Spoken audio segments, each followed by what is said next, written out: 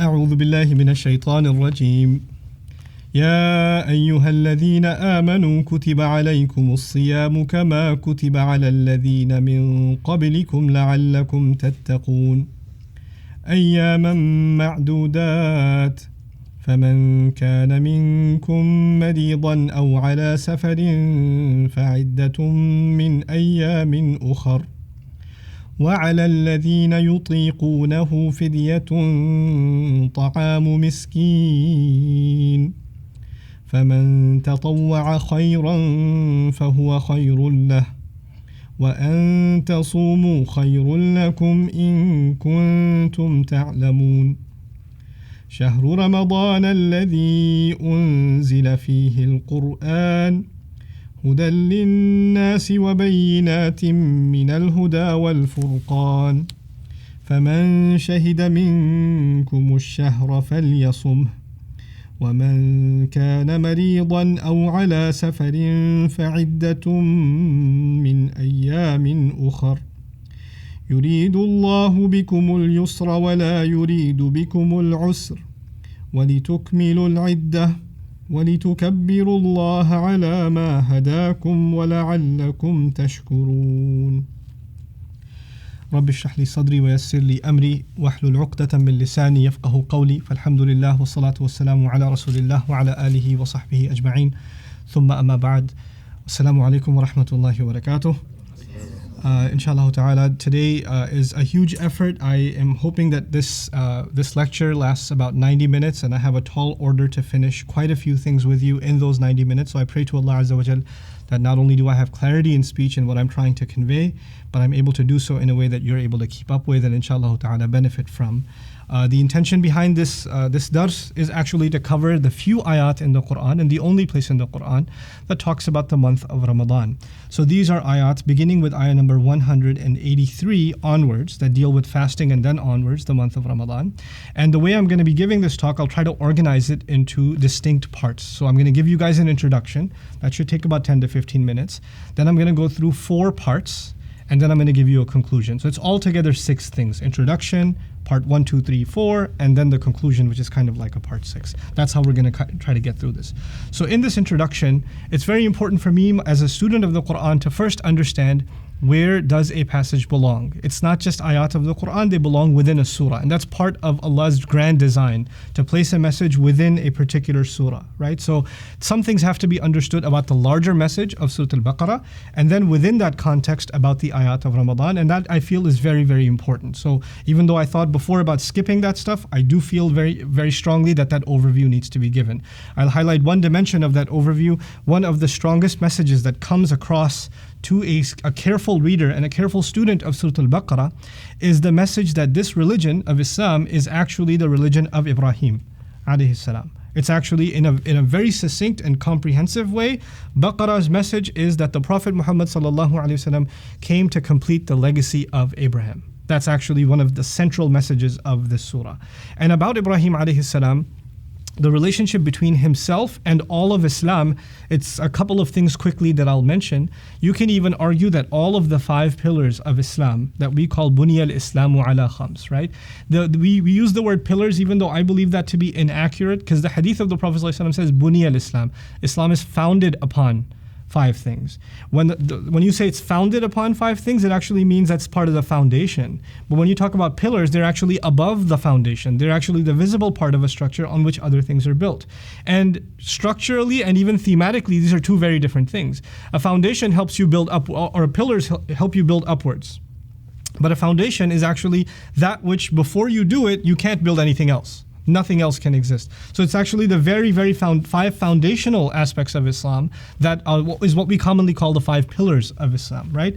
Now each one of those 5 actually in one way or the other is attributed to Ibrahim alayhi salam, and I'll show you that rather quickly. And I'll get to Ramadan at the end of those 5. I think everybody here in the audience and most of the people that are watching online also know that about those 5 pillars, but let's go through them. The Shahada, the concept of Tawheed, of one unique God that deserves worship, that cannot be compared to anything, laysa kamithlihi shay. This concept is most accurately attributed to Ibrahim alayhi salam and more directly attributed to Ibrahim alayhi salam than any other. Actually, the idea of monotheistic faiths is also called the Abrahamic faiths, right? And the demonstration that there can only be one true God, and to make the case and the arguments for that, no one's gone out of their way to make the argument and compelling cases for that other than Ibrahim alayhi salam. So the idea of La ilaha illallah itself, by the way, tied to that is of course the construction of the Kaaba. The purpose of building the Kaaba was to establish Tawheed. And the Prophet ﷺ's mission, one of the ways you can look at the Prophet's mission ﷺ, is to liberate that Kaaba, is to restore its original place. In other words, to restore the original legacy of Abraham to worship one single God, right? So subhanAllah, the Shahada directly goes back to Ibrahim alayhi salam. The prayers, which is such a fundamental to Islam, the 5 prayers, Rabbi ja'alni muqima salati, is the prayer of Ibrahim alayhi salam. Make me one who establishes the prayer, and out of my offspring. So when we establish the prayer, we're actually fulfilling the prayer of Ibrahim alayhi salam in doing so. The Hajj is probably one of the easiest to explain.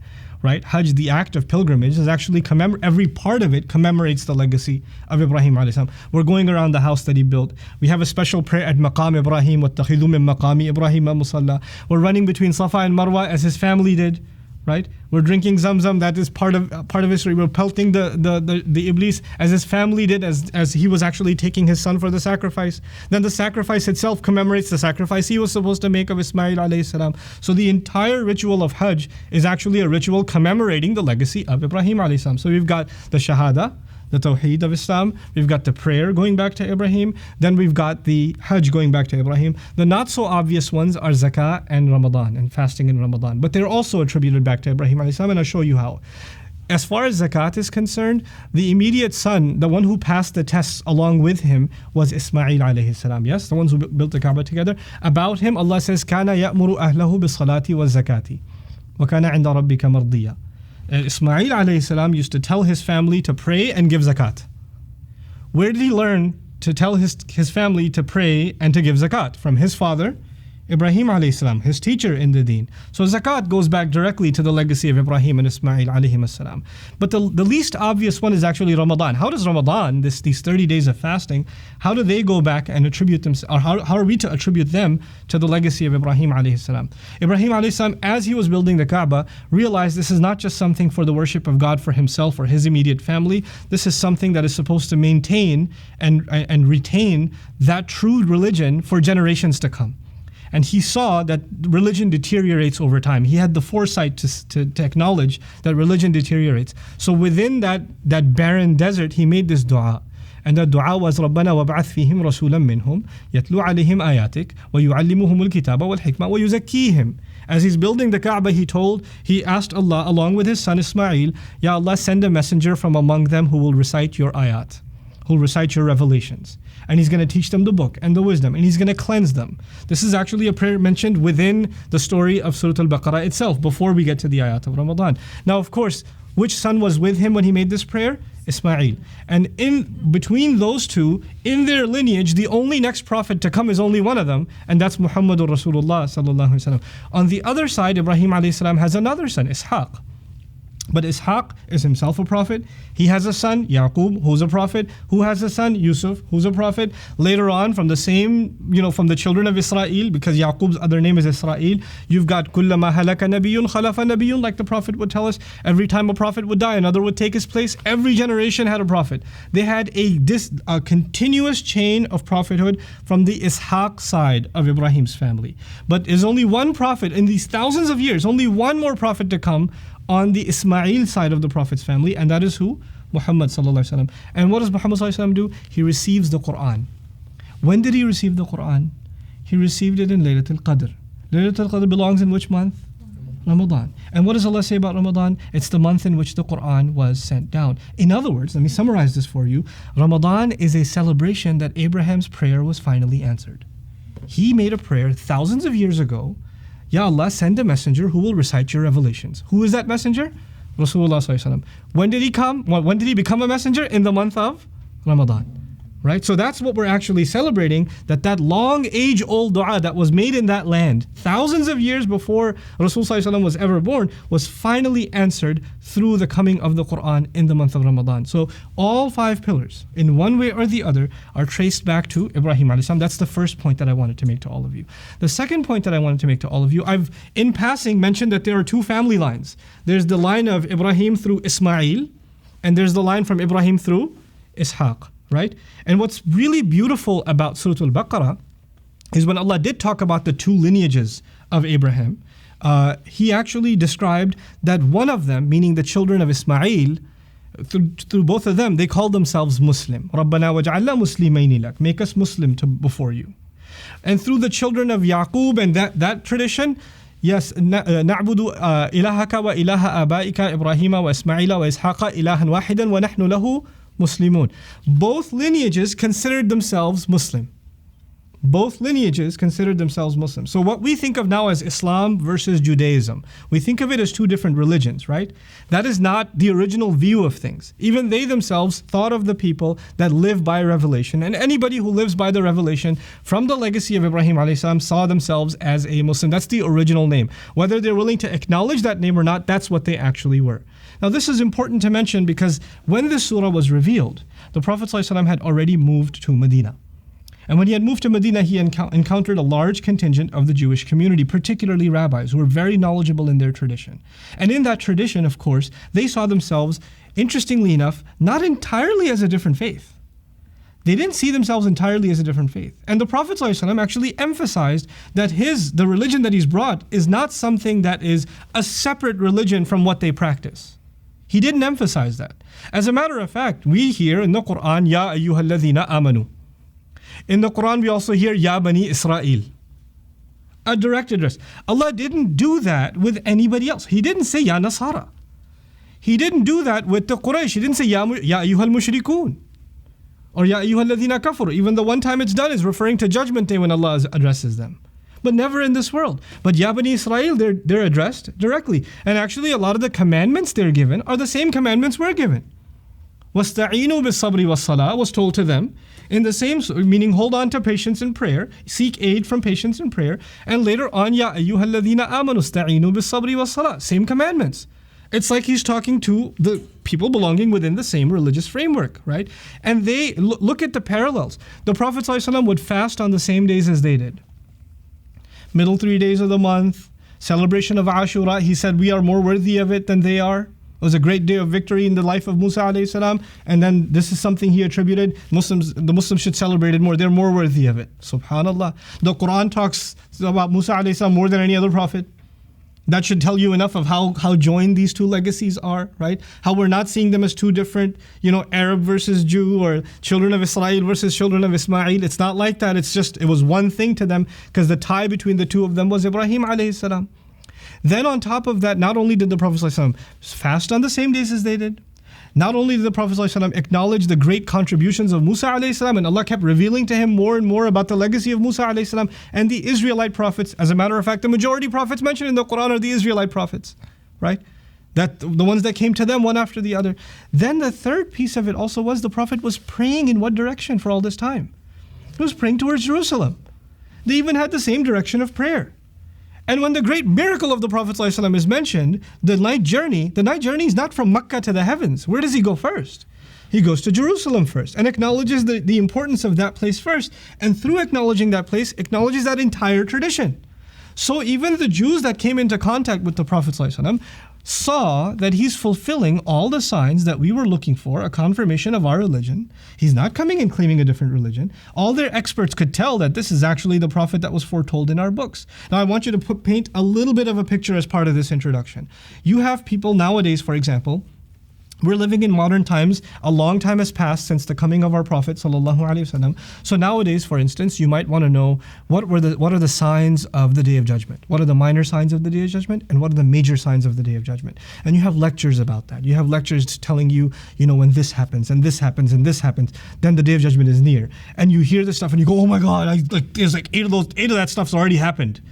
Oh, the one eye thing? Oh my God, the dollar bill has one eye too, and the minions have one eye, and like, my webcam has one eye and the one eye is taken over and the Dajjal's here, and you might go nuts thinking all the signs are here, and it's about to go down, and you're like awaiting this one-eyed Cyclops dude coming that's gonna wreak havoc in the world, and it might really terrify you.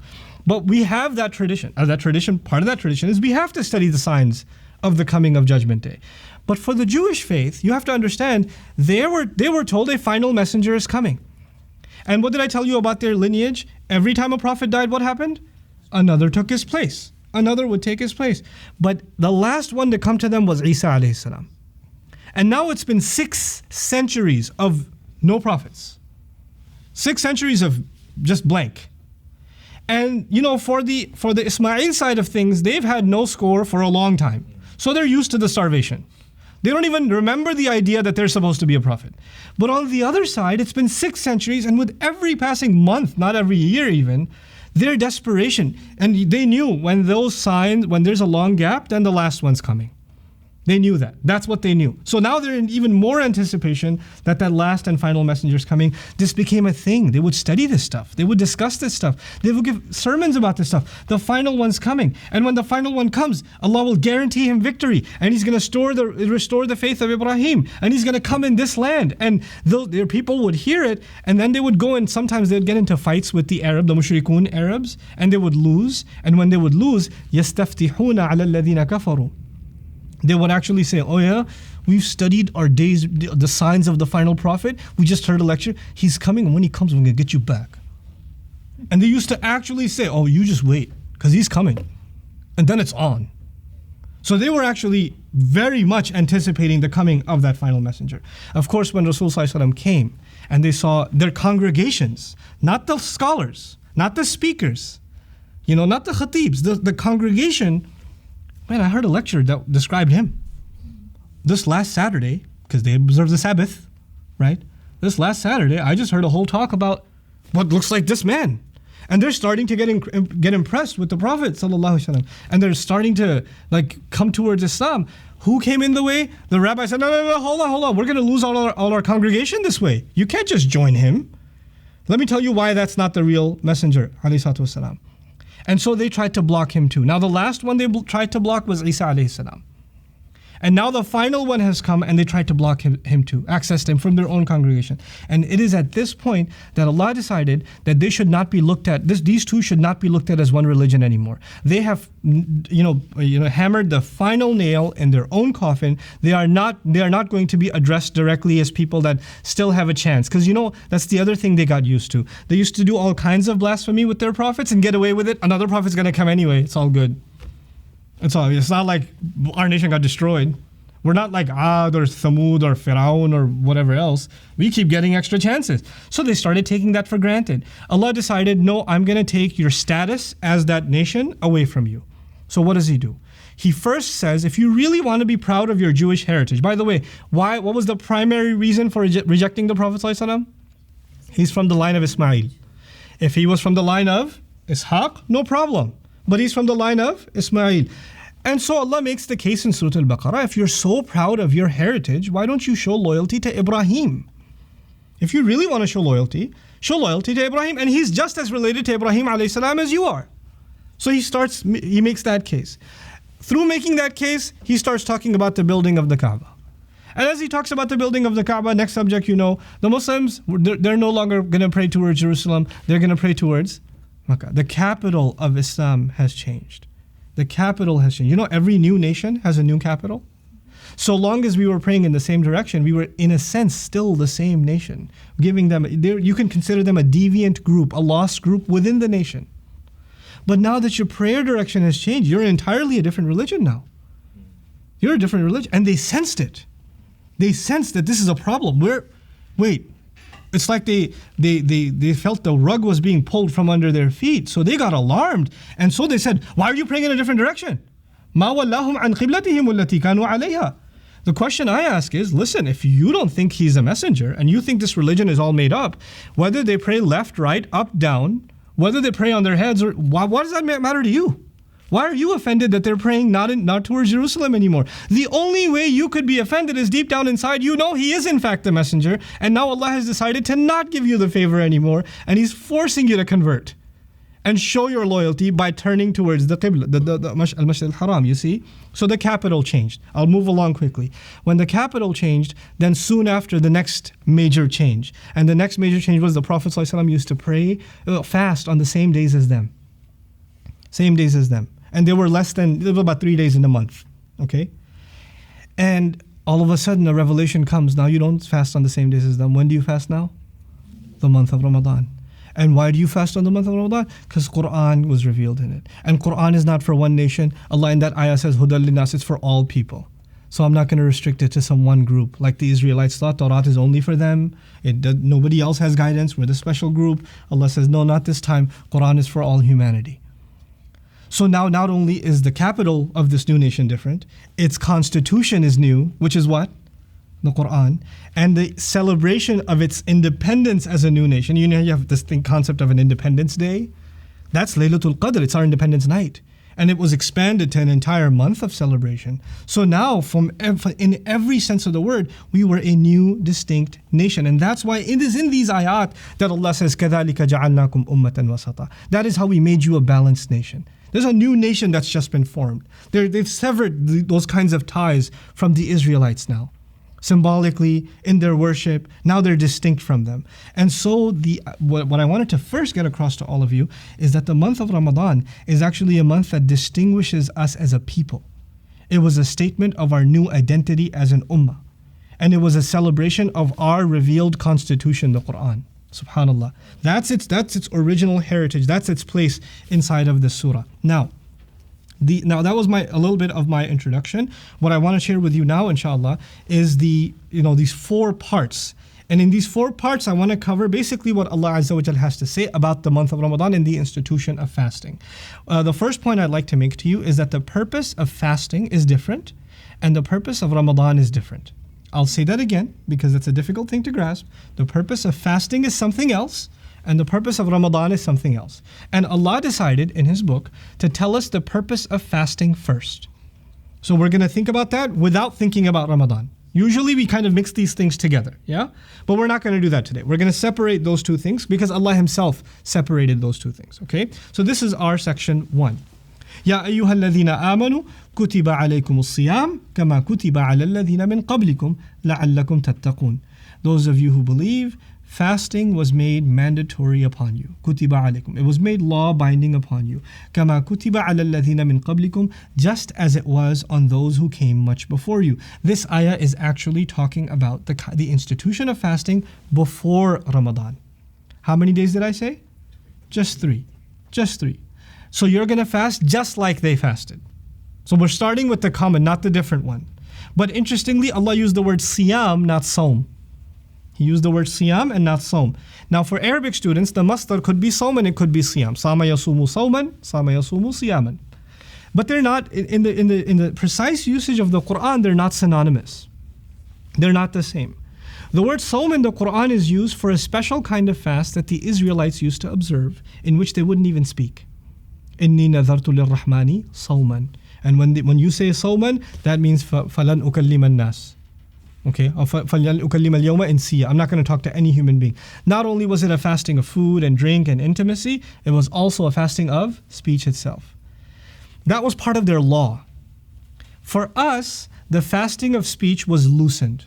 But the Prophet ﷺ made it spiritual advice. In other words, you'll find prophetic traditions telling you that your eyes are also fasting, your tongue is also fasting, your hands are also fasting. But that's not made part of the law. It's not like if you kind of blurted out something in anger, your fast broke. Right? So that was actually the enhancing the spirit of the fast, but not the legal requirements of the fast. But for the Israelites before us, the fasting was actually much more difficult, and the term for it in the Quran is actually sawm. And then the new institution of fasting, what's the term? Siyam. So that's this term that's made specific for the month of Ramadan. But anyway, Ya ayyuhalladhina amanu kutiba alaykumus siyam. At least the siyam part of it is the same as what it was. Kama kutiba ala alladhina min qablikum, just as it was mandated on those who came much before you. And then Allah tells us the purpose. The purpose is la'allakum tattaqun, so that all of you may develop a sense of protecting yourselves, caution, care. You can say fear, but fear is really not a good description of the word taqwa. So I'd like to take a moment to just tell you a little bit about the concept of taqwa. The word taqwa comes from the Arabic word wiqaya. The original word is waqayaki, wiqayatan. And wiqaya in Arabic means to protect. Like waqina adhab an-nar, protect us from the punishment of the fire. To protect yourself, you say ittaqa yattaqi. So فَكَيْفَ تَتَّقُونَ إِن كَفَرْتُمْ يَوْمَ يَجْعَلُ الْوِلْدَانَ شِيبًا. How will you protect yourself on the day of judgment if you disbelieve? The day on which a baby's hair turns gray. The idea of protecting yourself. Okay. Now, when somebody protects themselves, like they lock the door, or they close the window, or they put the security alarm on, or whatever, they only do that because there's an actual real danger. And that's why, by association, people use the term fear. But it's actually what you do as a result of fear. That's taqwa. Taqwa is not fear itself. Somebody could be afraid and not take any precautions. They don't have taqwa.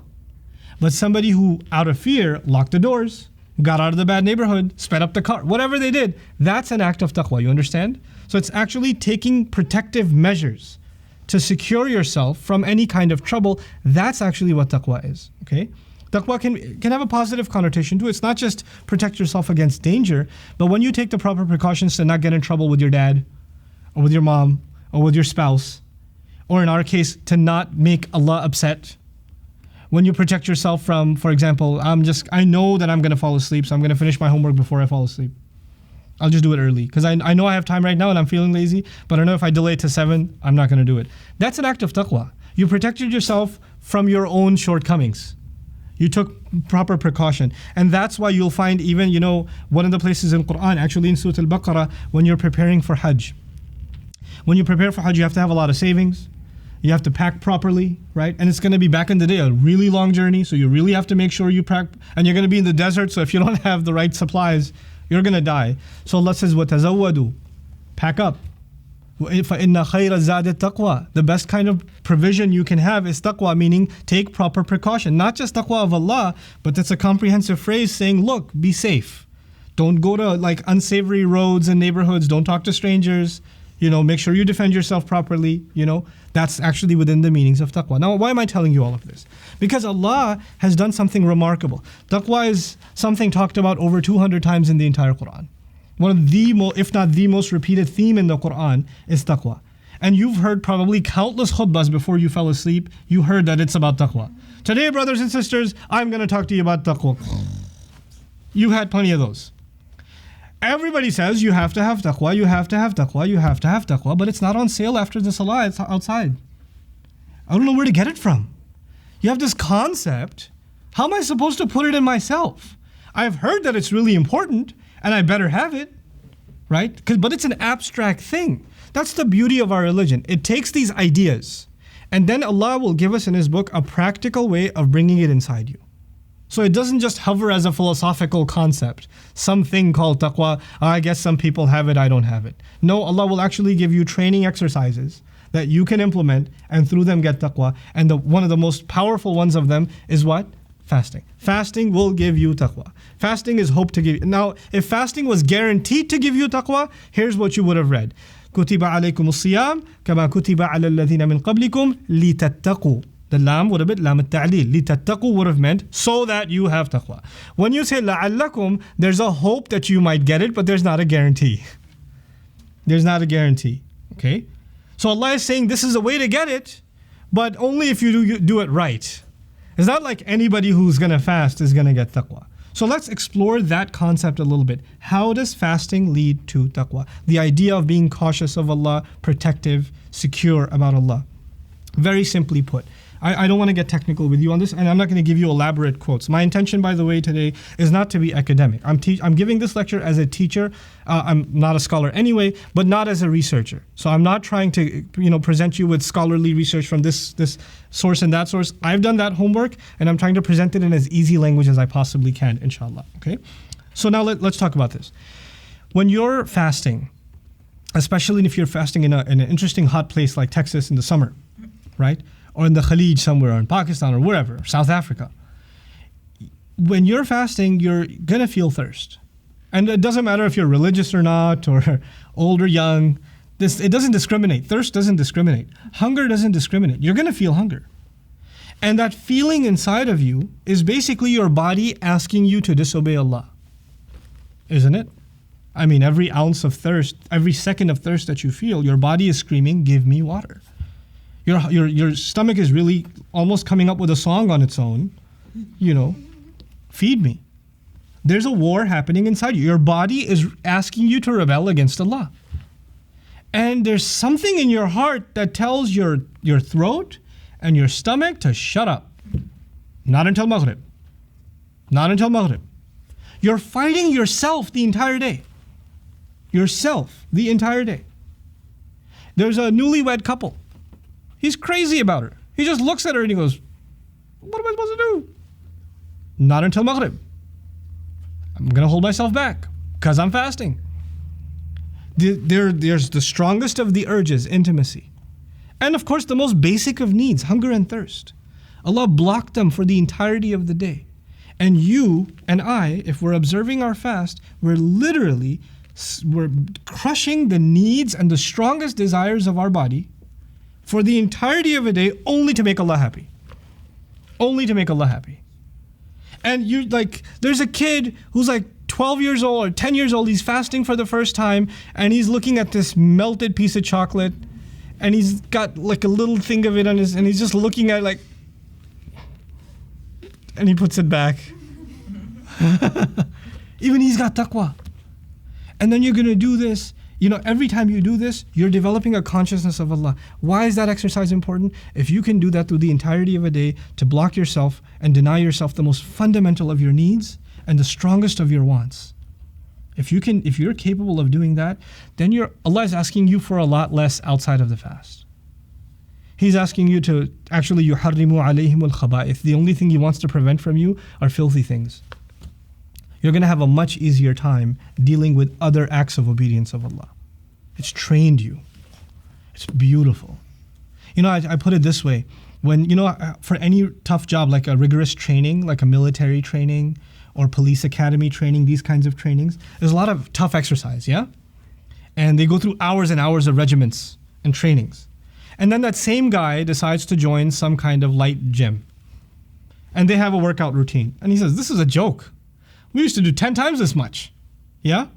So when he's come through a much tougher training, anything less is piece of cake, effortless. That's the idea of fasting. It's so tough. So when you're done with this, what Allah is going to ask you after that is piece of cake. You're ready for it. You'll develop the consciousness of Allah, and you'll be much better able to protect yourself from disobeying Allah. Now look at the beautiful words. Ayyaman ma'dudat. Days that are very, very limited in number. The words ma'dudat with the alif and ta suggest what's called in Arabic jam'u qilla. Less than 10. How many days did I say they were? That's why we're learning that these are three. And you can call out in this audience. It's okay. The people around the world can hear you. It's fine. Inshallah. But I need to, when I ask you a rhetorical question, call it out. And those of you that are watching online, get weird and speak to the phone or the iPad or whatever you're watching on, inshallah. It's okay. So there were only 3 days of fasting, yeah? So Allah says just a limited number of days. So this is pre-Ramadan discussion. This has nothing to do with Ramadan. All Allah is describing is fasting itself. فَمَنْ كَانَ مِنْكُمْ مَرِيضًا أَوْ عَلَى سَفَرٍ فَعِدَّةٌ مِّنْ أَيَّامٍ أُخَرٍ. And whoever among you had been sick, or whoever among you had been traveling, then they can make up in other days. One way to make up for the fast, if you missed a fast because you were sick or travel, is that you can just make up another day. Yeah? That's option one. وَعَلَى الَّذِينَ يُطِيقُونَهُ فِدْيَةٌ. And those who are capable to do so, they can actually give an expiation, meaning a compensation. You can say you can pay a fine. Okay, pay a penalty for missing a fast. So this is option number 2. I need you to remember these 2 options. The first option is you can make it up. The second option is you can pay a fine. And what's that fine? Allah will explain Himself. طَعَامُ miskin. The food of a person who can't help himself. Miskin is someone who's stuck in a situation and can't help themselves. The beauty of this phrase, often missed in translation, Allah did not say إِطْعَامُ miskin. إِطْعَامُ miskin would have been translated feeding of the poor. Feeding of the poor. But ta'am cannot be translated as feeding. It can only be translated as food. Ta'am and ta'am are worlds apart. Now when you say feeding, like feeding of the poor, then you did something out of your way. But when you say food of the poor, it actually means the food belonged to them.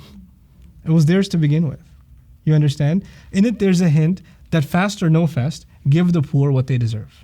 It's theirs to begin with. You're not going out of your way to do them a favor, right? So in any case, وَعَلَى الَّذِينَ يُطِيقُونَهُ فِدْيَةٌ طَعَامُ مِسْكِينٍ فَمَنْ تَطَوَّعَ خَيْرًا فَهُوَ خَيْرٌ لَهُ.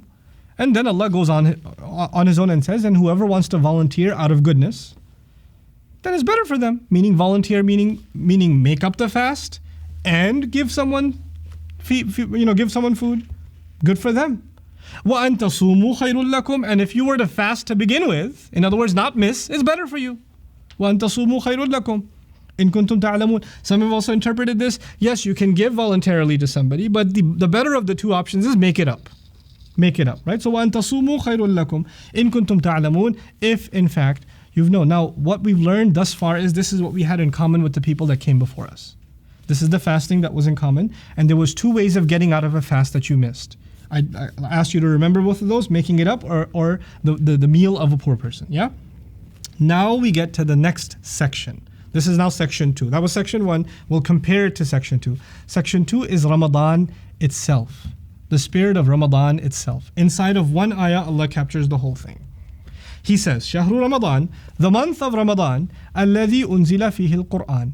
The one is the one in which the Qur'an was sent down. The month of Ramadan, now Allah has changed the subject. First of all, He's talking about an entire month, which is very different from 3 days. Second of all, He didn't start with fasting. The subject isn't fasting anymore. The thing you need to know about the month of Ramadan, what makes it important, is what? That the Qur'an was sent down in it. He changed the subject altogether. And I would argue for us as a Muslim culture around the world, that reorientation needs to happen. Our minds, consciously or subconsciously, associate Ramadan with hunger and thirst. And we more importantly associate it with fried foods at Maghrib time. Right? That's, in our minds, it's whose iftar party are we going to tomorrow? And how many are we going to hold at our place? It's just become, it's a festive thing, it's a beautiful thing, yes, but the spirit of it, the purpose of it, when Allah spoke about it, the first thing He told me and you is, this month is valuable because the Qur'an was sent down in it. الَّذِي أُنزِلَ فِيهِ الْقُرْآنِ. I would argue that for myself, this is what I'm going to do as an exercise for myself, and I try to do this every Ramadan. I actually remind myself of this statement of Allah every morning in Ramadan. This is the month in which Qur'an came down. This is the month in which the course of humanity shifted. The map of the world changed because of this one month.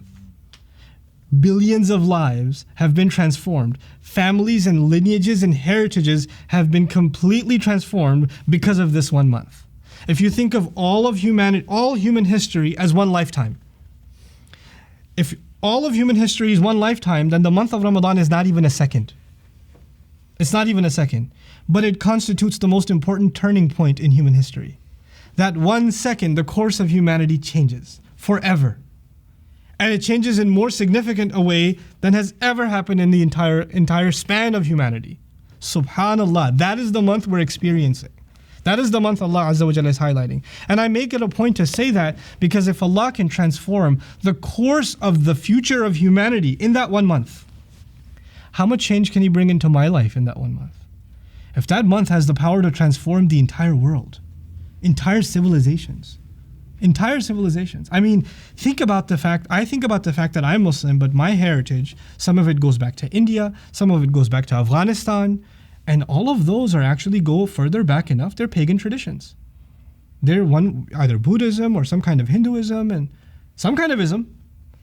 And you know what? Those isms became Islam at one point in our lineage, in some part of our heritage, and all of that started because of this month. I have Islam today because of this month. We have the Qur'an today because of this month. Subhanallah. Like, just to remind yourself of that through the course of these 30 days. Why is it that we're celebrating Ramadan? What's so amazing about Ramadan? You know? Shahru Ramadan alladhi unzila fihi al-Qur'an. Did you know that prophets, especially Musa alayhi salam and Rasulullah sallallahu alayhi wasallam, Rasul sallallahu alayhi wasallam wasn't told to come to fast and then meet with Allah. Musa alayhi salam was prepared ahead of time before he received Tawrat. Rasul sallallahu alayhi wasallam used to do it on his own. He just left home and he's just going up in the cave and he's just literally fasting from the joys of life. Just contemplating. It's as though in order to truly receive revelation, you have to engage in the act of fasting. To really, truly receive revelation in your heart, you have to cut yourself off from some other stuff. And so Allah made this institution so we can receive revelation in this one month like no other month.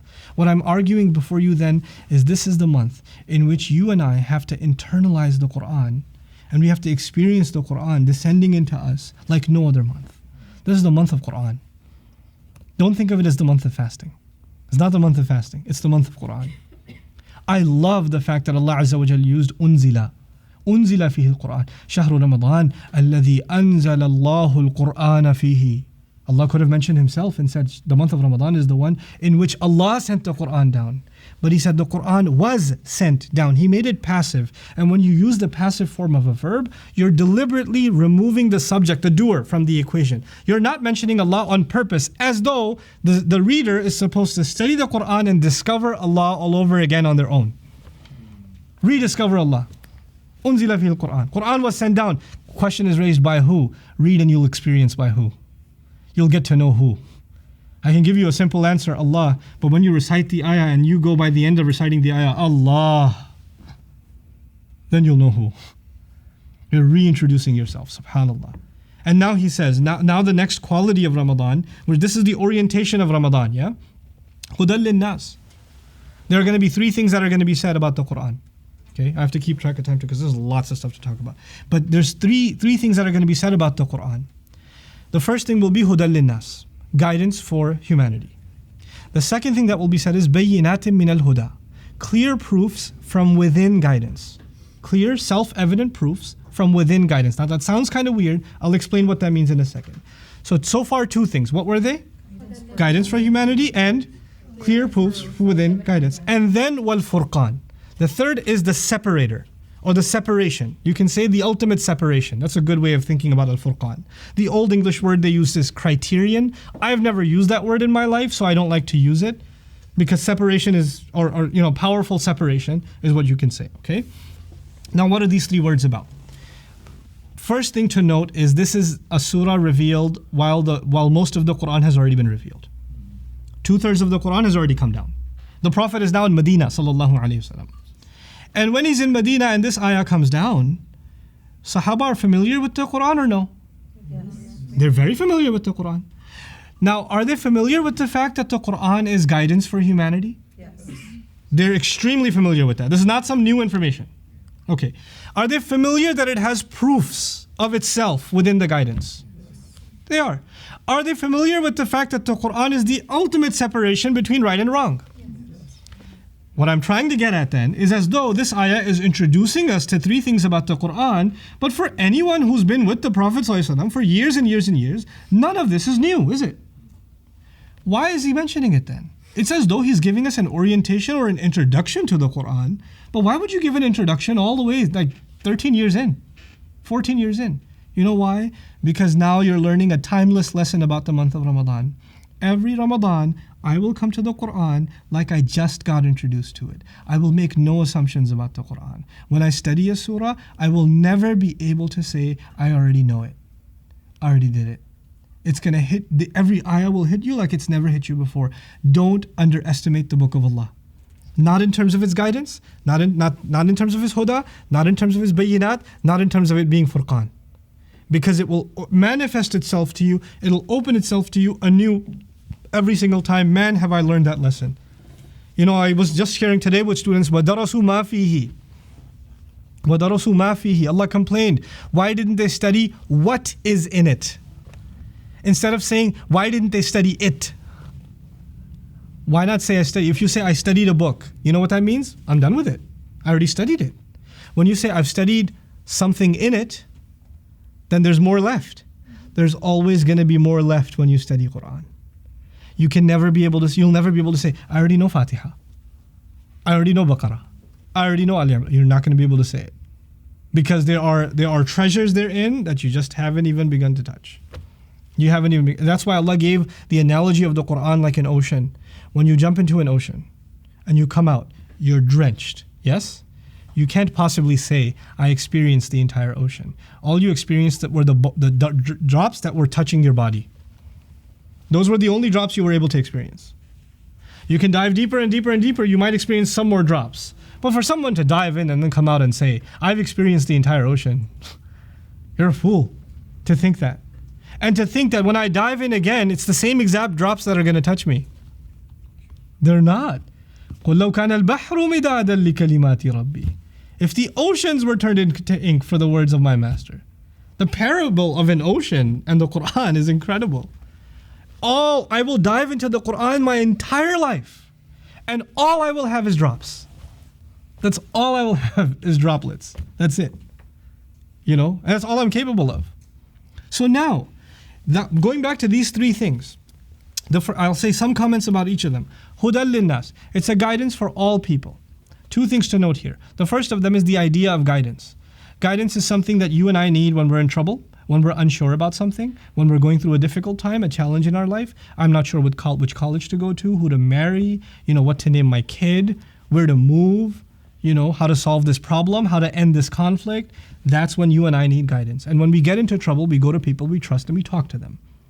Either you go to an expert, and get legal advice or financial advice or medical advice. That's the kind of guidance you get.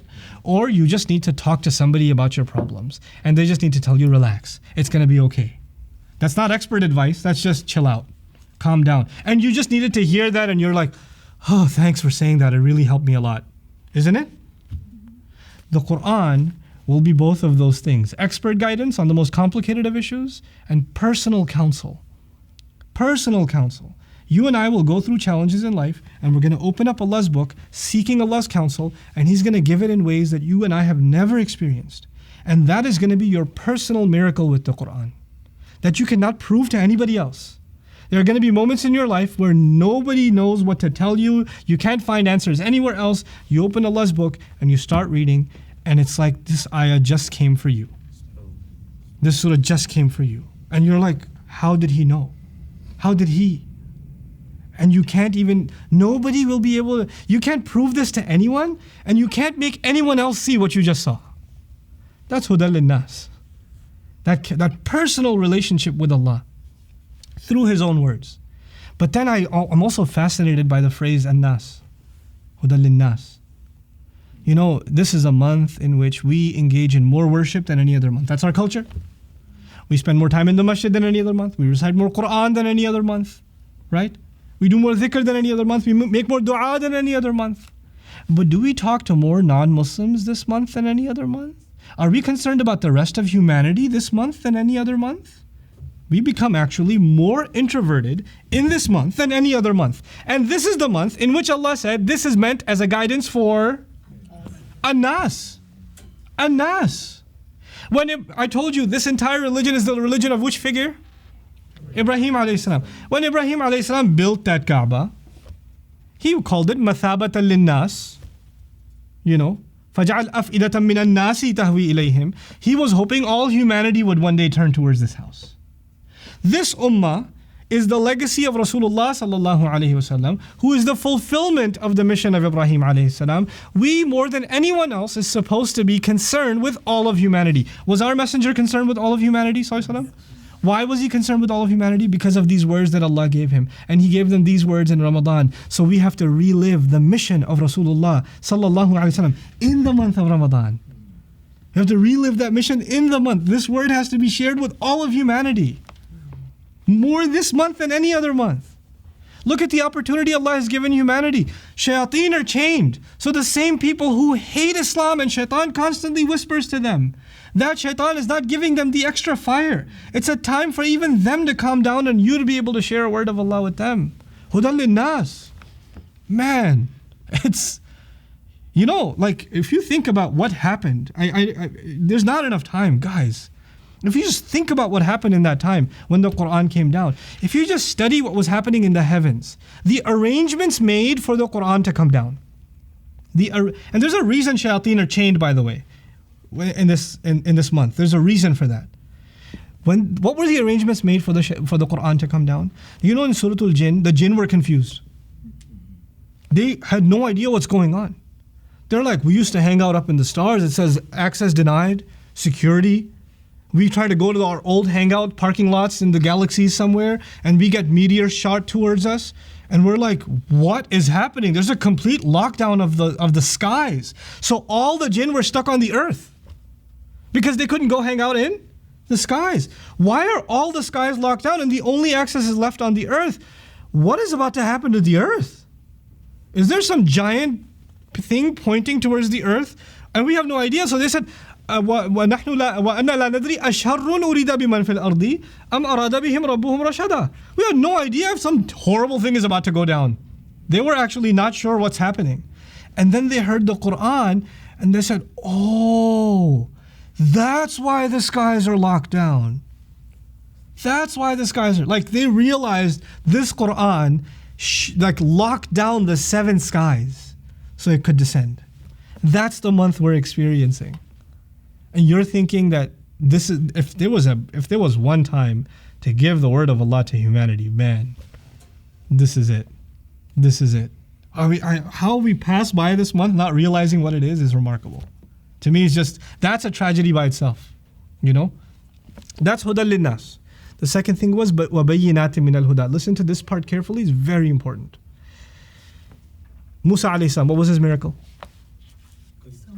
So many. The staff, the hand, right? The water parting. There's so many incredible miracles. Isa alayhi salam, what are some of his miracles? The blind, curing the blind by Allah's permission, the clay bird turning into a living bird, speaking as a baby. So many miracles, yeah? I want you to imagine that you are one of the people with Musa alayhi salam as he's parting the water.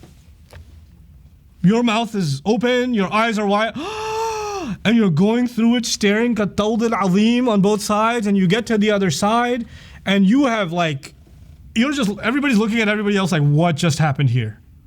And then you saw Fir'aun, you're just speechless. A few years later, you get married, you have a child, the child is 6, 7, 8 years old, you sit your kid down, and you're gonna tell him an amazing story. You know what I saw, son? We were standing right there, and this happened, and this kid's like, whoa, isn't he? But that same kid, when he turns 16, come here, son, let me tell you a story. Is that the same water story again? God. Within one generation, something that you saw with your own eyes that completely changed your appreciation of God and your awe of His Messenger, alayhi salam. For that next generation, what is it? It's a story. It's not a miracle for them, it's a story for them. They can't experience it like you did. لَيْسَ الْخَبَرْ كَالْمُعَايَنَةِ. The news is not like eyewitness account. You can't compare those two things. And as the generations go by, it's just a story, and actually an old story. We believe in those same stories, but we didn't see it. We didn't. We believe in it. But we're not in awe of the water parting. You can recite, إِذْ فَرَقْنَا بِكُمُ الْبَحْرَ فَأَنْجَيْنَاكُمْ, and He parted the water. Cool. Move on. But if you and I lived in that time, and we recited إِذْ فَرَقْنَا بِكُمُ الْبَحْرَ, we might even fall into sajda without even helping ourselves. We just fall. Isn't that true? All the miracles that Allah gave to prophets were miracles for eyes. They were miracles for eyes. And you can only have one set of eyes. You cannot pass your eyes down to the next generation. The next time around, it is a message passed down for the ears. The first generation experienced it with their eyes, but the next generation with their ears. Now the thing is, let's go back. For Musa, for Isa alayhim salam, they were given two things. They were given a message for the ears, and they were given a miracle for the eyes. I'll say that again. Prophets were given a message for the ears, and they were given a miracle for the eyes. Is that clear to everybody? Then comes the final messenger. And this final messenger is the last. There's no more messengers coming. And if he's only given a message, by the way, what's the point of a miracle? It firms your faith. Like you have no doubts left.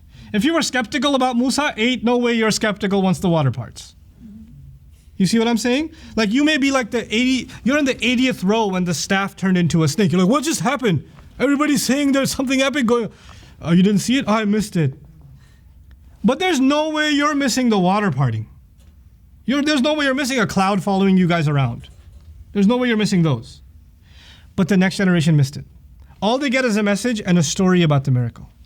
Allah sends His final messenger with the Quran, and He decides that this Quran will be both the guidance, the message, and it will also be the miracle, so that it can be passed down with the same, if not even more effect, every single generation, because the message for the ears can be passed down. So it's huda linnas, but it's also bayyinatin min al-huda. Clear, self-evident proofs from within guidance. Is that clear? So it's the message and the miracle now. Subhanallah. That's what Allah gave in this revelation. This is unlike any other revelation before it. Unlike any other revelation before it. Now if you appreciate that, we get to another realization. Do you have to be an expert to be able to stand next to Musa alayhi salam or Isa alayhi salam and see a clay bird, a dirt bird, turn into a living bird and say, well, I'm not sure if that's really... You'd be like, that was incredible. What just happened here? You didn't even have to be Muslim to appreciate the miraculous power of what just happened. Isn't it? What I'm saying is appreciating a miracle is effortless. Appreciating a miracle is effortless. Allah changed that part of the equation. This time Allah says, أَفَلَا يَتَدَبَّرُونَ الْقُرْآنَ وَلَوْ كَانَ مِنْ عِنْدِ غَيْرِ اللَّهِ لَوَجَدُوا فِيهِ اخْتِلَافًا كَثِيرًا. Why don't they reflect deeply on the Quran? Because if it was from someone other than Allah, they would have found contradiction. Until you reflect, you will not find miracle. Until you think about it, it won't manifest itself to you. It ain't coming for free. You can't just watch from a distance water parting. You're going to have to apply yourself. It's not just going to manifest itself to you. It's not cheap now. It comes with an effort. It comes with an effort. When the eyes see something, they can appreciate the beauty of it right away. But when the ears hear something, unless you pay attention, you can't really tell if it was amazing. You understand that, right? You know, think about a movie. Some crazy scene. You can even watch it on mute like you do when somebody else is watching a movie on the plane. You can't hear any dialogue, but you're just like, whoa, it blew up and this happened and that happened. But now imagine that same person is watching not an action film, but some drama, and they're laughing. Can you appreciate it? No, because it requires you to pay attention, to be able to hear and really get it. Yeah? Allah Azza wa Jal made it a condition. So now, for you and me, the bayyinat, the clear proofs of the Quran are going to keep manifesting themselves. Not only will we get guidance from this, we'll get wonder out of this. We're going to be bewildered by how incredible it is. And it just won't come to an end. It won't come to an end. And the more we will discover, we'll share with our next generation. And they'll know the miracles we discovered, and based on them, they'll do their own digging, and they'll discover even more that the previous generation didn't discover. SubhanAllah. The miraculous nature of the Quran will keep unfolding itself more and more and more. Not less and less, more and more. And there's a repository already there of so many things that people have discovered, and it's only going to keep building on. All things are going to be found and then found again and found again. And then finally Allah says, wal furqan, and the ultimate separation. What more do you need to separate right from wrong? You have guidance and you have a miracle. And thus it is the furqan. Now you have no excuse to live life in the right way. You have all the reason to be convinced. You have all the best guidance that touches your heart. All of those things are there. This is an orientation of Allah, of the Quran in this month. And then He says, فَمَنْ شَهِدَ مِنْكُمُ الشَّهْرَ. I love this phrasing. Whoever of you gets to witness the month. To witness the month. Witnessing is done with the eyes. Witnessing is done of miracles.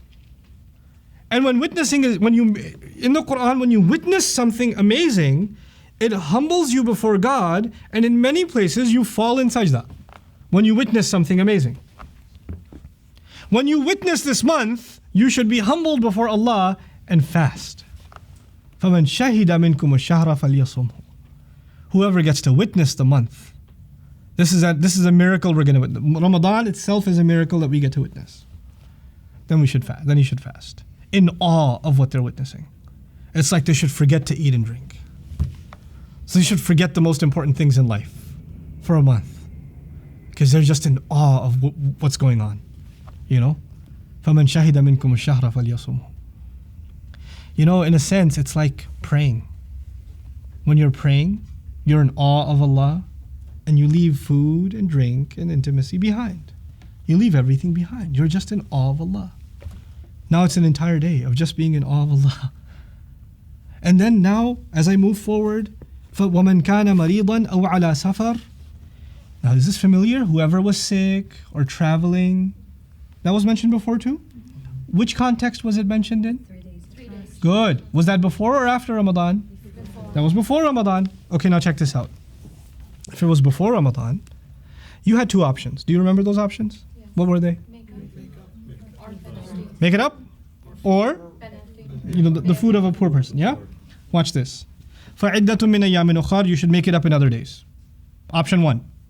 What's option 2? No more. Sorry, no option 2. Option 2 is taken away.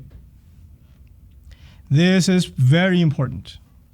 Because Allah says about the previous law, the law given to Moses, to Musa alayhi salam, وَيَضَعُ عَنْهُمْ إِسْرَهُمْ وَالْأَغْلَالَ الَّتِي كَانَتْ عَلَيْهِمْ. To remove from them their burdens and the chains and the fetters that they had put on themselves and that they had on them.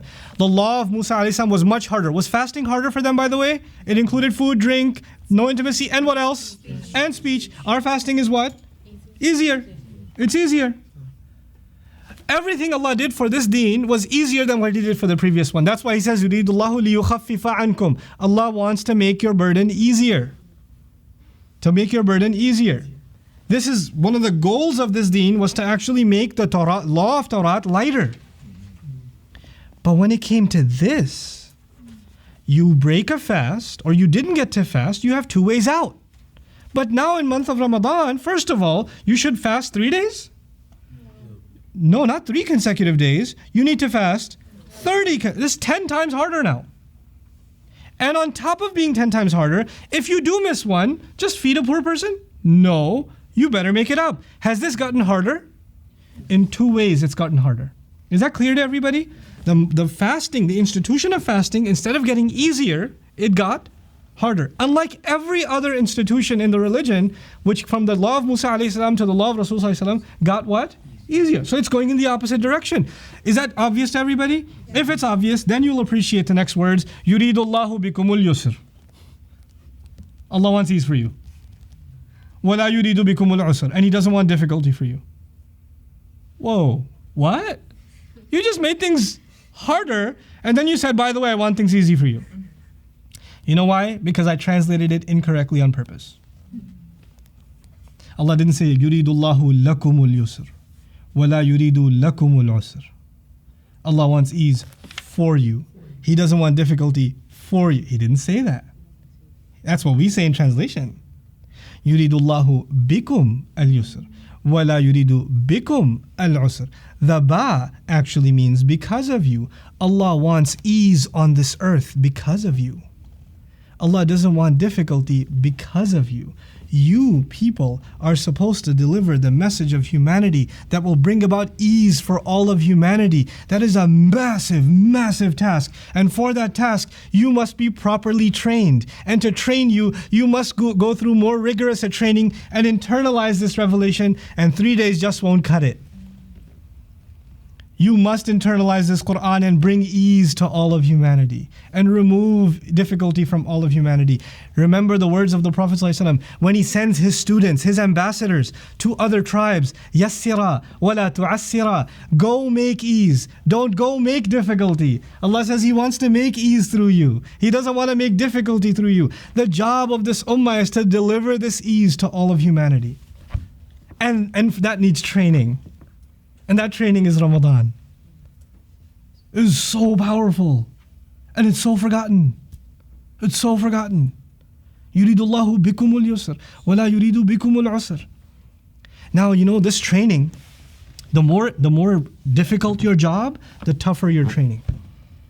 And when you have a tough job, there's no absences allowed. And if you have an absence, you better make it up. You better make it up, isn't it? And when you won't get your certificate until you what? You finish. Allah says, وَلِتُكْمِلُ الْعِدَّةِ. So that you may complete the count. You must finish the entire certification. You must finish the whole thing. And when you finish, you should have a graduation ceremony. And when you have a graduation ceremony, you have a chant, you have claps.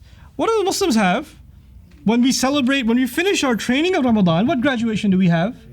The Eid ceremony is our graduation ceremony. And so Allah says, وَلِتُكَبِّرُوا اللَّهَ عَلَى مَا هَدَاكُمْ. So you may declare the greatness of Allah based on how He guided you. Allahu Akbar, Allahu Akbar, la ilaha illallah. Allahu Akbar, Allahu Akbar, walillahi alhamd. By the way, those words, man, they rattle me.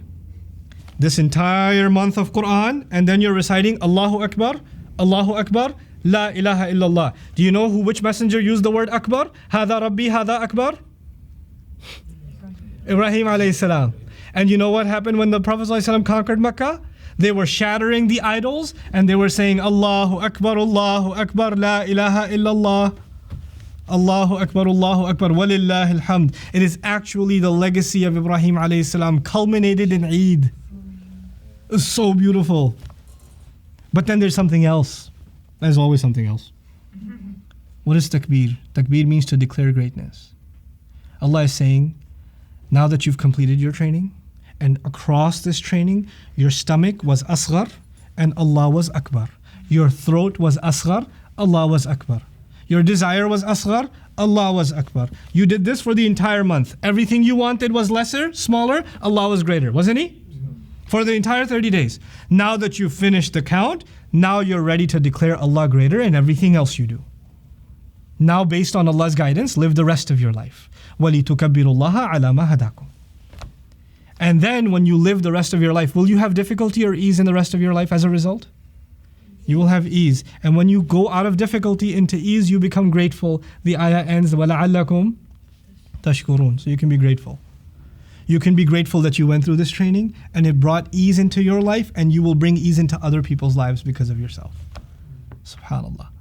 You know, the iman inside the heart of a believer is described like a lamp. You know that, right? In Surah An-Nur, the iman inside the heart of a believer is described like a lamp. You know, a lamp its purpose is to light its surroundings. A lamp doesn't just light the inside of the shade. The purpose of the light is to illuminate its surroundings. That's yuridu bikumul yusr. Yuridullahu bikumul yusr. Now you're ready to light up your surroundings. You're inspired by the word of Allah yourself, and the people around you will see its effect. They'll feel its heat. You know? This is وَلَعَلَّكُمْ. And so you'll become grateful. And by the way, what greater thing to be grateful for than a celebration of the Quran? وَخَيْرٌ مِمَّا يَجْمَعُونَ. It's better than everything they gather. Better than everything they gather. Before I go on to the next section, which is our section 3, I do want to share something. Maybe it's controversial. I don't know. I don't care. But it must be said. The purpose of Ramadan is to reconnect the believer to the Book of Allah like they're starting over. And the reason that's important is because the believer is supposed to reconnect humanity with the Book of Allah. The way we do that in Ramadan, the way the first generation did that in Ramadan, the Prophet ﷺ institutionalized additional prayers. Umar bin al-Khattab saw that people might lose out on that, so he made it into congregational, what we call the Taraweeh prayer. Yeah, and it became an institution in this ummah. Now that institution, if you imagine the Sahaba, every time they stood in prayer and they heard Baqarah, Ali Imran, Nisa being recited, they heard the message and they understood the message. They appreciated the miracle, all in the salah. All in the salah. You know, sometimes you hear a powerful lecture. For them, standing in the salah is hearing a lecture from Allah. That's what it was. They were listening to a khutbah, a maw'idha from Allah when they're standing in prayer. Yes? And that was the institution. It was supposed to reconnect us with Allah Azza wa Jal in the most beautiful of ways. Okay. A few centuries later, fast forward to, now 2016. We also have the Taraweeh prayer. Is there a difference between the way we conduct our prayers today and the spirit of those prayers of Umar bin Khattab radiallahu ta'ala anhu? There's a fundamental difference. The vast majority of you and me that are standing behind the Imam as he's reciting the word of Allah are not hanging over every word, lost and mesmerized in reflection. Rather, we are wondering, was that the first or the second? Are we on 14 or on 15? When is the ruku' coming? If the Imam takes so much as a long breath, you're like, and then he goes on to the next time, like, oh, okay. You know, some of my friends that lead Taraweeh, they're on purpose, when they get to Ayatul Kursi, they take a pause. Allahu La ilaha illahu al hayyul qayyum. And everybody's like, oh yeah, oh God. I thought it was Allahu Akbar. You know, what I'm trying to get at, besides the joke, is there's a tragedy in the ummah. This month was supposed to genuinely reconnect us with the guidance and the appreciation and the awe of the Quran, so it can separate right and wrong for us again. But today, our relationship with the Quran has been reduced to an artificial one, where we stand in prayer and the vast majority of us don't know what's being recited. We run after the best reciter and stand behind them and wonder why the person next to us is crying. And some people are crying because they don't understand. And that's a good thing. That's a beautiful thing by itself. But then there are just a few that understand and they're moved. Sometimes the Imam himself is moved. And then we're completely okay with the culture that even the one leading us in prayer has no idea what they're reciting. And we're okay with that. We're okay with that. We've accepted that as a tradition. Yeah? Is there something wrong with this? You see some problem? We have violated the spirit of Ramadan so badly on every account. On every account. And then on top of that, if you didn't finish the recitation of the entire Quran, that's why we got to speed it up in the last few days. And there's complaints about this reciter is reciting too slowly. Who cares about finishing the Quran in Ramadan? We're in a state of emergency right now. If you just, what I'm going to do at our, inshallah, at the new campus, and what's going to be in the, the Ramadan program for all of Surah Al-Baqarah, inshallah ta'ala, we're just going to recite Surah Al-Baqarah, the entire Taraweeh. I'm going to give a 35, 40 minute, hour-long dars, and we're going to have Taraweeh, and we're only going to recite what we heard explained. I'd rather we pray less, but pray with attention and pray with awe. Pray with understanding. Get some guidance for it. Reflect. That's what the spirit of this prayer was supposed to be. We have to compensate in some way. I can't expect everybody to learn Arabic overnight. So we have to make it up somehow. We talk about one legacy of Umar radiallahu anhu where he encouraged the Taraweeh prayer. We don't talk about the other legacy where he makes sure halaqat of Quran were going on. Look at the whole picture. So this is the spirit of Ramadan is lost if you didn't come out of Ramadan knowing more Quran than you did before, being in love with more Quran than you were before. Don't reduce it to something less. This is part of the fundamental goals and spirit of this month. So this was my second section. My third section is actually about the spiritual power of the fruit of our labor, really, in Ramadan. And this is probably my favorite section. The next section is rather controversial, and it's also PG-17. So for those of you in the audience, if you have children, that last section, the fourth section, kick them out of the room, because we have other things. It's Quran, I'll have to talk about it, but it's not appropriate for children younger than 16 at least, inshallah. But anyway, this section's fine.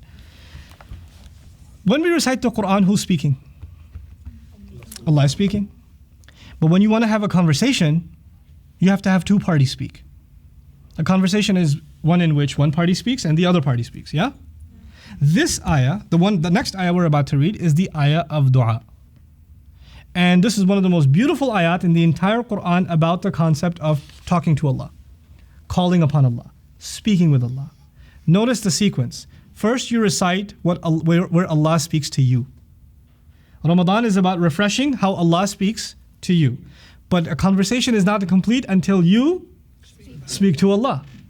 So now this is going to complete the conversation. And this is actually something so beautifully consistent in the Quran. This exact order is found multiple times in the Quran, beginning with the Fatiha. Alhamdulillahi Rabbil Alameen, Ar-Rahman Ar-Rahim, Maliki Yawmiddin. Allah speaks. Our turn. Iyaka na'budu wa iyaka nasta'een. Ihdina as-sirata. That's when we speak.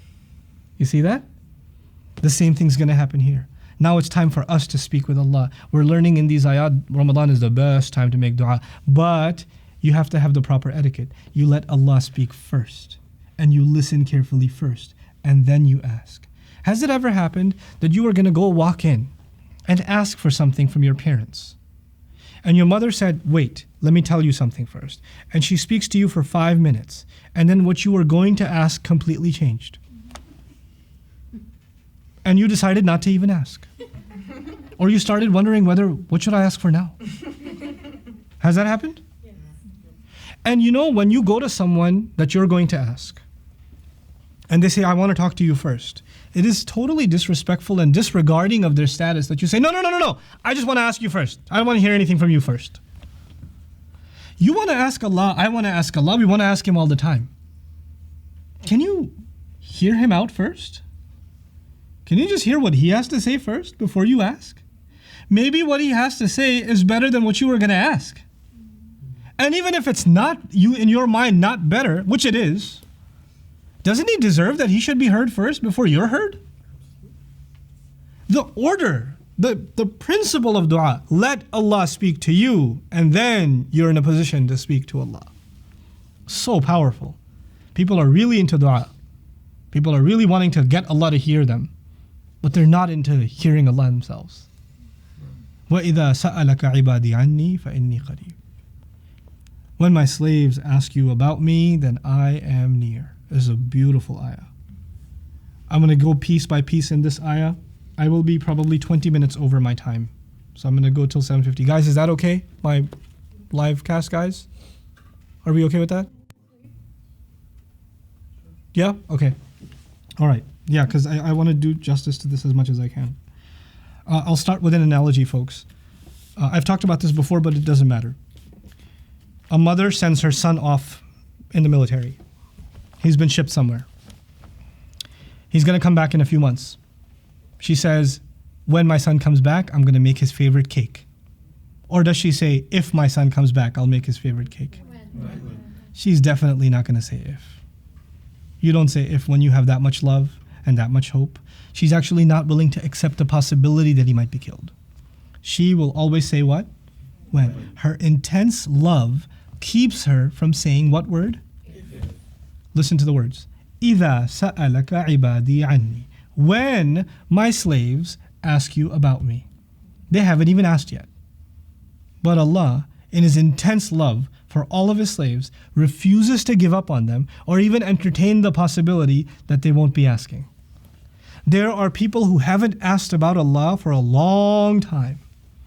And even on those, so long as they have breath in their lungs, Allah has not given hope upon them.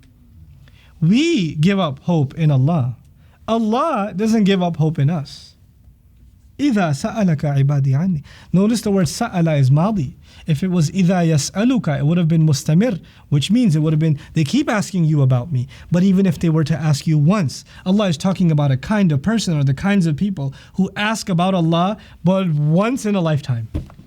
Something happened in their life and they decided to walk into a masjid in Ramadan and ask about Allah. You know? And when they ask, Allah didn't say what they ask. They ask about me. A drunk guy walks into the masjid. Why is God doing this to me? Does that it's happened. I've seen it actually happen before. You know? Somebody walks and asks about Allah when a family member dies, when a business fails, when they get diagnosed with a terminal disease, when they get impaired. They come and ask about Allah. Allah didn't restrict the question. People can ask good things about Allah. People can ask bad things about Allah. But they're coming and asking, in this case, to the Prophet ﷺ. And it's so beautiful that the first answer to all of the questions. I mean, different questions should have different answers. But it doesn't matter what you asked about Allah. The one thing that will probably answer all of your questions is فَإِنِّي قَرِيبٌ. I am definitely near. Without a doubt, I am close. Allah's closeness became the primary response to anyone who asks about Him. His closeness. SubhanAllah, it's so beautiful. You know, at this occasion, it should be shared with you that through the Quran, we become closer to Allah. I'll say that again. Through the Quran, we become closer to Allah. And through dua, Allah becomes closer to us. Both parties are coming closer to each other. Okay? When we're reciting the Quran, Allah is speaking to us. When someone's speaking to you, you draw your attention towards them. Whoever is speaking, you're drawn towards them. When Allah is speaking in the Quran, we're drawn towards Him. When we're making dua, Allah is drawn towards us. SubhanAllah. فَإِنِّي قَرِيبٌ. Then I'm near. There's another thing here. There's always another thing. The Prophet ﷺ is asked, إِذَا سَأَلَكَ عِبَادِي, when my slaves ask you. He didn't just say, when they ask. When they ask, you. And who's that you referring to primarily? Rasulullah ﷺ, and by extension, any Rasul of the Rasul of Allah. Anyone who learns and teaches the message of Allah's Messenger. So some people will go to them. People will go to an Imam. People will go to a student of Deen and go ask them about Allah. Yeah. But first understand, it goes back to the Prophet primarily, sallallahu alaihi wasallam, and the rest of us as representatives of his message, in whatever capacity. Now understand that when you ask the Prophet sallallahu alaihi wasallam about Allah, Allah is so happy that you consulted his messenger that as a result he becomes near. I'll say that again. The fact that you considered consulting his messenger brought him near. Sallallahu alaihi wasallam. Now, practically, what does that mean for you and me? The Prophet ﷺ told us what to ask Allah when you walk into your home, when you walk out of your home. He told you what to ask Allah when you're going to eat and when you're going to finish eating, when you're going to wear your clothes, when you're going to ride your car, when you're going to get married, when you're going to see your wife for the first time, when you're going to have a child, when you're going to have aqiqah, when you're going to have a... There's not an occasion in life where he didn't tell you what to ask Allah. He told you all the things you can ask Allah for your entire life. If you don't know all those du'as, there's such a thing as stick-it notes. Get them. Put them on your fridge. Put them on the banana. Put them in your dashboard. Put them everywhere. Ask. Because why am I telling you that? Because if you want to guarantee Allah's closeness to you, then you go through the Prophet ﷺ. إِذَا سَأَلَكَ عِبَادِي عَنِّي فَإِنِّي قَرِيبٌ. Then there's the most beautiful part of all of this phrase. And that is that, who did they ask? They asked the Prophet. If they asked him, he should give the answer. He should give the answer. So the ayah would go, إِذَا سَأَلَكَ عِبَادِي عَنِّي فَقُلْ لَهُمْ إِنِّي قَرِيبٌ. If they ask you, tell them I am near. Allah removed the phrase tell them. It is as though they came and asked you about me. He removed the Prophet from the equation. I'll talk to you myself. Allah is so happy that you even asked about him. He's not ready to talk to his messenger about you. He's immediately ready to talk to you. And actually you were so scared you weren't even going to talk to him. You'd rather talk to the Prophet because you're too embarrassed to talk to Allah. But Allah broke the ice and came talk to you directly and said, I'm close. You can talk to me directly. فَإِنِّي قَرِيبٌ. And then he says, أُجِيبُ دَعْوَةَ الدَّاعِ. I immediately respond and wholly respond to the single call, da'wata, with the ta marbuta, that's called the masdar marra, the single call of the one who called. This phrase is so powerful. By the way, by using the word da'wata, Allah is saying this is not even a person who makes thousands of du'as. This is someone who's so far gone, they only made this one du'a, this one time. Da'wata. Why is this person's du'a so special? Some people come to me and say, brother, make du'a for my children. And make dua for my mother, because you're so much closer to Allah. Where am I closer to Allah? Am I like on a higher floor?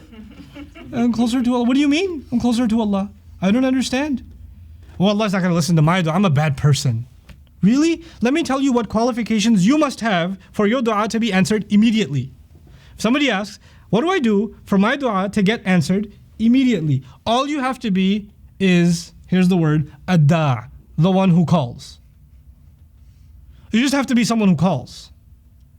Allah didn't say you have to be mukhlis or muttaqi or you have to be righteous or a hafiz or a haji or a alim or...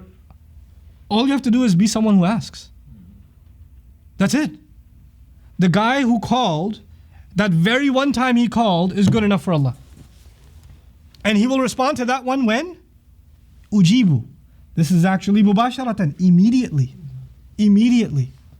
I want you to understand how human beings work differently, and وَلِلَّهِ الْمَثَلُ الْأَعْلَى.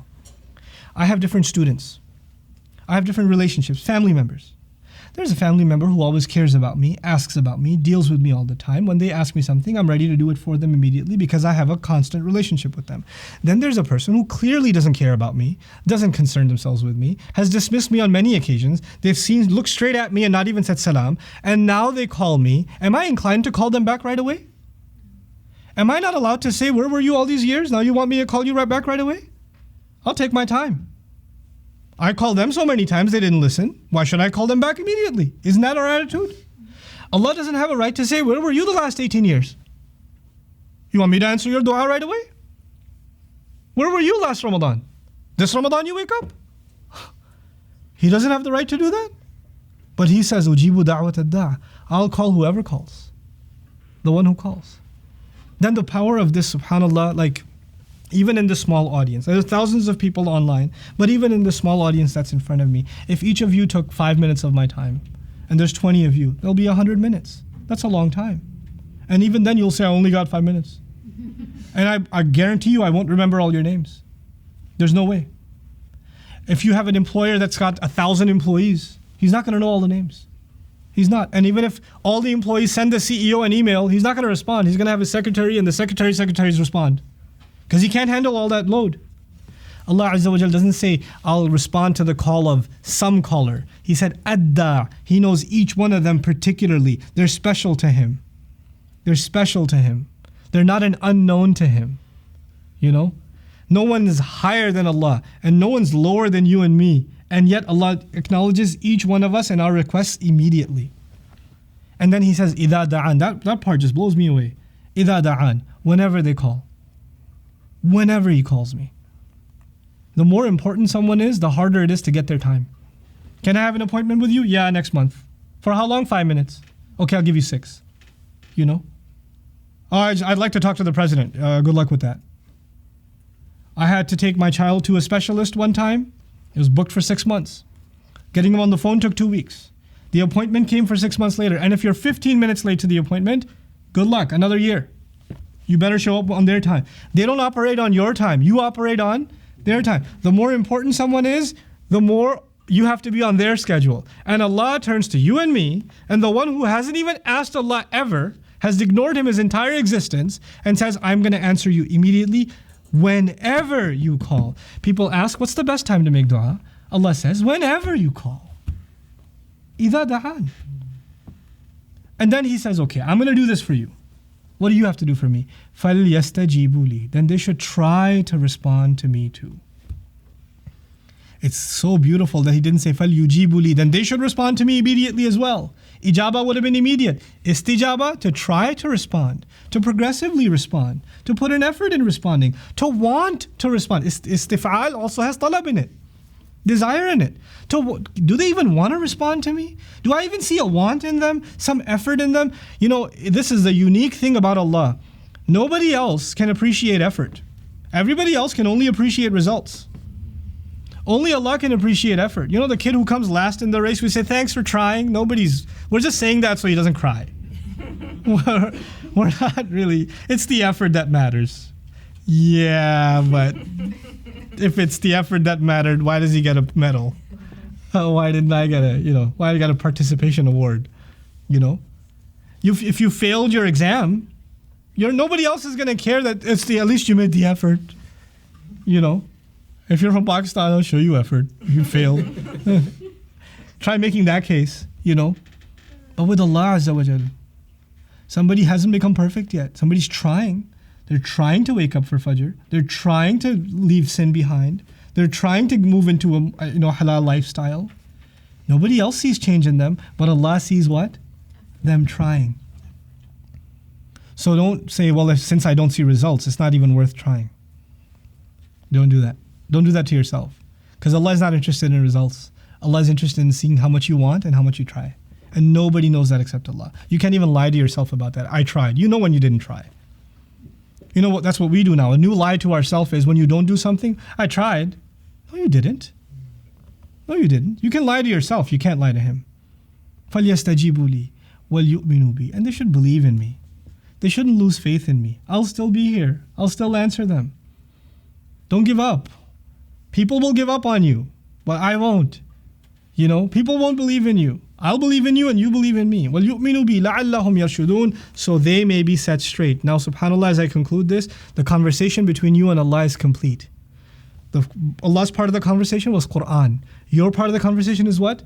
Is dua. And when that conversation is complete, Allah says, hopefully you'll be set straight. This is the way to set our lives straight. Between the word of Allah and the prayers to Allah.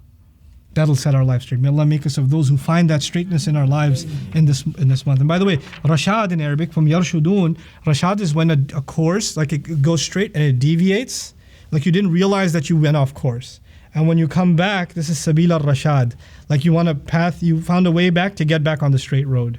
That's actually called Rashad. So to avoid the deviation off course is actually Rashad. And so figuratively, it's used for reform. So now I come to the second last section, my goodness, of this discussion. And this is rated, it's an adult conversation, but an important one to have. I believe that, first of all, Allah Azza wa Jalla, everything He reveals to us for purpose. And like so many things that I tried to share with you that I feel are buried about the spirit of Ramadan, this is one of those things that I feel is violated about the month of Ramadan, but it is adult in nature. It's about the relationship between a husband and a wife in the course of Ramadan and the way that Allah spoke about it. I think the rules everybody knows.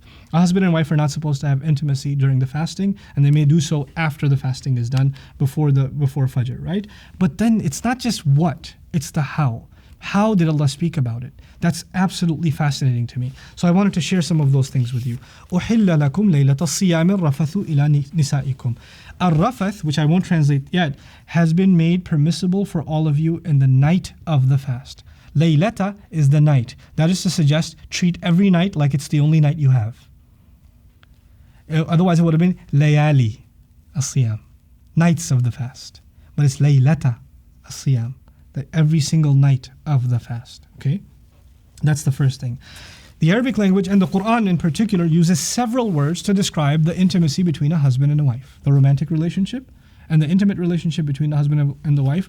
Allah uses many, many words. He avoids the explicit language though. There's never any explicit language in the Quran, but there is imagery and physical and romantic language in the Quran, certainly. Okay, and many words are used, like la taqrabuhunna, don't go close to them. Closeness is mentioned. La masa is used, to touch one another is used. Bashiruhunna, we're going to see here. I'll explain what that means later on, inshallah ta'ala. Right? But the word here uses ar-rafath. Ar-rafath. And al-rafath is al-jima'u wa ghayruhu mimma yakun bayna ar-rajul wal mar'a. It's all the way the act itself and everything before it that can happen between a man and a woman. The entire spectrum of a romantic relationship between a man and a woman is captured with the word rafath. Okay? Allah says the night of the fast, that romantic relationship, and then He used the word ila, which is never used with rafath. It's used ma'a. Rafatha ma'aha. And rafatha biha. It's never. Rafatha ilayha. It's never ar-rafath ilayha. The word ila suggests, and that's what's been said, is idhanan wa ish'aran, to make you feel like you have to head back towards her. Like you finish praying, and then you have to make sure that you have an intimate relationship and a romantic relationship with your wife in the nights of the fast. We've made the Ramadan a tradition where we're at the masjid until 2 a.m. And what's happened in many of the Muslim countries of the world is, because it's Ramadan, which means we don't do anything, we're gonna hibernate from Fajr until Maghrib, wake up for 3 minutes at a time for Dhuhr and Asr, and then exhaustive amounts of fried food. Then we're gonna pray Taraweeh and belch our way through those, and then we're gonna be at like late night restaurants and hookah joints or whatever through the night, and then start all over again. Ramadan is a time to restore the romantic, loving relationship between a husband and a wife. Because if it was just about permissibility, Allah wouldn't have used the word rafath, and He wouldn't have used the word ila. He wouldn't have used that. It's been opened up for you.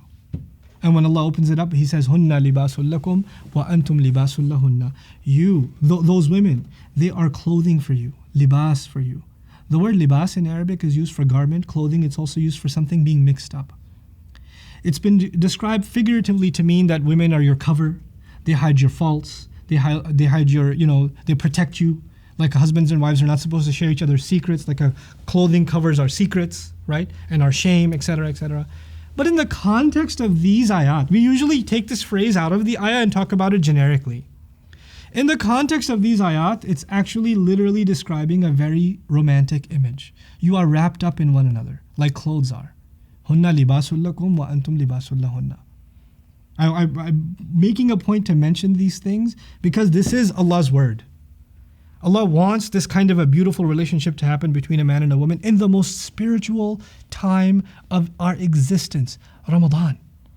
Why in the world would Allah talk about a man and a woman being the most romantic they've ever been in a time where they're supposed to be the most spiritual and otherworldly? There's a deep connection between these two things. There's a deep connection between the loving relationship between a husband and a wife and both of their relationship with Allah. Our spiritual efforts in Ramadan are going to be incomplete. Those of us that are married, they're going to be incomplete if this isn't there. أُحِلَّ لَكُمْ لَيْلَةَ الصِّيَامِ الرَّفَثُ إِلَى نِسَائِكُمْ. Men have to go out of their way to wear cologne, to be romantic, to dress up nicely, to eat things that don't smell, and if they do, to take a breath mint, to brush their teeth, to take her out, not just pass out, to get in shape. Do this stuff, guys. Ladies, this is not the month to bring up old fights. This is not the month to argue about old stuff. This is not the month to, hey, want to go out? No. This is not that month. This is not the month where he says sorry and you say, I don't want to hear it. This is not that month. This is a month to be romantic. This is a divinely ordained honeymoon. Hunna libasul lakum wa antum libasul lahunna. I'm telling you. Why is that though? You know why that is? Because you have to understand the spiritual side of this. This is most eloquently explained in Surah Al-Tahrim. Rasulullah sallallahu alaihi wasallam has the heaviest burden ever placed on a human being, the Quran. And he has to deliver it within 23 years.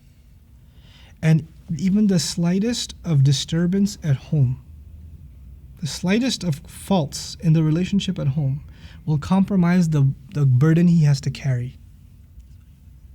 And so in Surah Al-Tahrim, the Ya ayyuhan nabiyyu jahidil kuffara wal munafiqina waghluz alayhim is at the end. Struggle against the kuffar and the munafiqin. That's at the end. And in the beginning, Ya ayyuhan nabiyyu lima tuharrimu ma ahallallahu lak tabtaghi mardata azwajik. Sort out what's going on at home first. If this huge burden of revelation has been placed upon us, Allah is actually acknowledging the fact that if harmony doesn't exist between the spouses, then this word will not spread. That its goodness will not spread. It can only spread with people that are at peace themselves. And you cannot be at peace in a marriage if this isn't there. If the loving romance isn't there. It has to be there. This is something ordained by Allah Azza wa Jal. Especially in this age of fitna. Especially in an age when a man and a woman are called to be attracted towards all kinds of entertainment, all kinds of other images, all kinds of other environments. They have to be protective of each other. عَلِمَ اللَّهُ أَنَّكُمْ كُنْتُمْ تَخْتَانُونَ أَنفُسَكُمْ. Allah already knew that you were cheating yourselves. This means two things. In the original context, some mufassirun have narrated that some companions who were married, obsessed with his wife, thought that the same laws of the Jews applied to them, which means the Jews were not allowed to be intimate with their wives, even at night when they fasted. But things got out of hand and they were together. And they hid it. And they thought, I don't know what I've done. Is that really wrong? And Allah hasn't said anything about it yet, so they're not sure. And so they were cheating themselves, meaning they didn't know it was wrong. They didn't know it was right, but they were still doing that. That's one meaning. But there's yet another meaning. Allah has opened a door for you. There are, when you go on a spiritual high, you say, I want to leave everything of the world behind. And what's everything of the world? Well, your desires. And Allah Azza wa Jal wants you to balance both of those things. And so He says, you're actually cheating yourself if you don't do that. You've been kidding yourself. You think you're just going to have it one way and not the other way. You're a human being, فَتَابَ عَلَيْكُمْ وَعَفَى عَنْكُمْ. So He accepted your repentance and He's pardoned you. He's pardoned all of you. فَالْآن, now, بَاشِرُوهُنَّ. Al-mubashara, they say, مَعَهَا فِي ثَوْبٍ. Be in one, literally, in Arabic, this is why I said this is a rated conversation. Be under one sheet with them. This is one of the first meanings of bashiruhunna. Then the word bashara comes from bishr, which means skin. Enjoying the skin, literally. Then bashara comes from bashara, good news. Enjoy each other's smiles. Bashiruhunna. This is literally the meanings that come from it. And it actually doesn't have to do all the way with the sexual act. It actually has to do with everything before that. And that's why there's even a narration, for example, إِنَّهُ كَانَ يُقَبِّلُ وَيُبَاشِرُ. Even during the fast, the Prophet ﷺ used to kiss and he used to be somewhat intimate. And yubashiru is used. So Allah says, you may be romantic with them, have foreplay with them, hug them, kiss them, that kind of thing. فَالْآنَ بَاشِرُهُنَّ وَابْتَغُوا مَا كَتَبَ اللَّهُ لَكُمْ. And pursue what Allah has written for you. Allah has made this open for you. So don't make it a part of your relationship. And don't run from it. And this is something that, it has to be mentioned because, I feel the more I've worked with different kinds of communities. I don't come from a super traditional family background myself, but because of the work that I do and the Quran studies and all of it, I've been around very traditional communities, some very conservative communities, etc. And I've noticed that this kind of a thing is actually shunned. Like even the romantic relationship between a husband and a wife is considered disrespectful. No. After you turn 30, you're just supposed to make chai for each other. It's like, I don't know what planet you came from, but this is not our religion. It creates problems when this isn't there. Allah says, فَالْآنَ بَاشِرُوهُنَّ وَابْتَغُوا مَا كَتَبَ اللَّهُ لَكُمْ وَكُلُوا وَاشْرَبُوا, and eat and drink. And eat and drink. Now he put that second. He put that eating and drinking is a need. And that's a matter of desire. He mentioned that first. By the way, if Allah just wanted to say it's halal at night, the ayah would have been done, أُحِلَّ لَكُمْ لَيْلَةَ الصِّيَامِ الرَّفَثُ إِلَى نِسَائِكُمْ. We can move on. هُنَّ لِبَاسٌ لَكُمْ وَأَنْتُمْ لِبَاسٌ لَهُنَّ عَلِمَ اللَّهُ أَنَّكُمْ كُنْتُمْ تَخْتَانُونَ أَنفُسَكُمْ فَتَابَ عَلَيْكُمْ وَعَفَى عَنْكُمْ فَالْآنَ بَاشِرُوهُنَّ وَابْتَغُوا مَا كَتَبَ اللَّهُ لَكُمْ. Oh my God, He's not letting this subject go. Subhanahu wa ta'ala, He's not letting it. You see that? وَكُلُوا وَاشْرَبُوا. Ab khalo pilo. Now you can eat and drink too. حتى يتبين لكم الخيط الأبيض من الخيط الأسود من الفجر, until the white thread becomes clear from the black thread, meaning the horizon appears, right, of Fajr. ثم أتموا الصيام إلى الليل, then go on and complete the fast until the night. ولا تباشروهن, and don't even get fresh with them, basically. وأنتم عاكفون في المساجد, while you're in i'tikaf in the masjid. Meaning while you're devoting yourself time in the masjid, that's the time to completely cut off. So even if she comes and visits you, don't be like, can I just give you a hug at least? I miss you. No. Now you gotta just chill out totally. That's لا تباشروهن وأنتم عاكفون في المساجد. Allah says, تلك حدود الله فلا تقربوها. Those are the limits prescribed by Allah. Don't even go near them. Now this means don't even go near them, meaning observe the i'tikaf in the masjid and its sanctity and don't violate that. That's one meaning. But the other is, this bond of marriage is the had of Allah. Don't go near breaking it. Don't go, this is part of the hudud. This is not one had of Allah, it's tilka hududullah, plural. If it was only referring to one had, which is violating the law of, the i'tikaf, it would have been dhalika haddullah. But it's tilka hududullah, it's the plural. All of what I've mentioned to you right now, these are all bounds set by Allah. فَلَا تَقْرَبُوهَا, don't even go near them. Don't even go near them. كَذَلِكَ يُبَيِّنُ اللَّهُ آيَاتِهِ لِلنَّاسِ. That is how Allah clarifies His miraculous signs for people. لَعَلَّهُمْ يَتَّقُونَ, so they can have taqwa. This is the last part of our discussion today before I give you the conclusion. Why does this ayah end with, so Allah can clarify His ayat for people? The entire conversation was, يَا أَيُّهَا الَّذِينَ آمَنُوا يَا أَيُّهَا الَّذِينَ آمَنُوا يَا أَيُّهَا الَّذِينَ آمَنُوا. You're the ones that are fasting. You're the ones that are fasting. So I was expecting كَذَلِكَ يُبَيِّنُ اللَّهُ لَكُمُ الْآيَاتِ لَعَلَّكُمْ تَتَّقُونَ, so you can have taqwa. But Allah says the romantic, loving relationship between a husband and a wife is something all humanity needs. And if they don't have it, they won't be able to protect themselves from all kinds of chaos. This institution of marriage is something sacred within Islam and even outside Islam. Even outside Islam. And Allah has profoundly articulated that message that society will suffer when the institution, the romantic institution, the loving institution of marriage suffers. When that's properly not there, it'll be all humanity that will pay the price. SubhanAllah. So beautiful. So this is a month of many beautiful things. It's this, if you look at the Christian tradition, they had their spirituality was so much that they said we're not even going to get married, right? Because they wanted to deny sexuality and say if you want spirituality, you can't have sexuality. What does Allah do in His book? The most spiritual month also becomes the most sensual month. The most spiritual month in all of the year. The most sacred month. And then He talks about this. Of all the times He could have talked about it, He talked about it here. And the other beauty of this is the time when shayateen are chained. If there's a marriage that's going to be reformed, it's going to be reformed in this month. And if a woman's going to be stubborn and she's going to say, well, he should love me for my personality. Good luck with that. And if a guy's going to be, it's not for me. You have only yourselves to blame. As I conclude, inshallah ta'ala, what I want to share with you is something about the context of these ayat. I talked to you about the overall context of Baqarah in the introduction. In the conclusion, I want to share with you the goal of fasting was taqwa. The goal of Ramadan was to reintroduce you to the Quran and make you appreciative of the Quran. And the entire institution between fasting and Ramadan, the whole thing, the fact that you have taqwa and the fact that you are now reconnected with the Quran, where does it practically manifest itself first? In your mind. Outside of Ramadan. Where does it show up first? You know what? The ayah before these ayat began was an ayah about distributing inheritance fairly. The ayah after these ayat are done are وَلَا تَأْكُلُوا أَمْوَالَكُمْ بَيْنَكُمْ بِالْبَاطِلِ. Don't consume each other's money using falsehood. وَلَا تُدْلُوا بِهَا إِلَى الْحُكَّامِ. And don't use it to draw people and draw towards you the rulers, meaning don't pay bribes. لِتَأْكُلُوا فَرِيقًا مِنْ أَمْوَالِ النَّاسِ. So you can eat a portion from the people's money, بِالْإِثْمِ, sinfully, وَأَنْتُمْ تَعْلَمُونَ, and you already know. Don't be corrupt in your financial dealings. The first place taqwa will show up is how you make your money. That's the first place it'll show up.